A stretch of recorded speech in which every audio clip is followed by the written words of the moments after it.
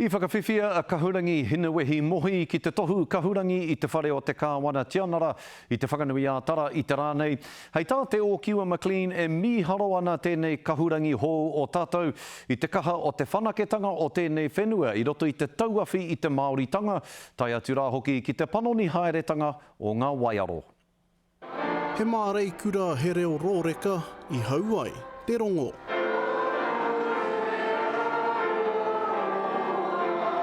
Hono tangata tēnei, tū hono te tangata, hoi anō, he kaupapa nunui, he kaupapa ārita-rita.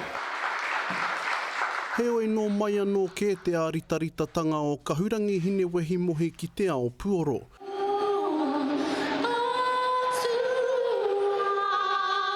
I te wā i waiata tia tuatahi tia te waiata o te mosu i te reo rangatira. I aua rā, i tino pauria hau ki te rongo te amuama o wētahi o ngā tāngata o tēnei mahi waiata i te reo Māori.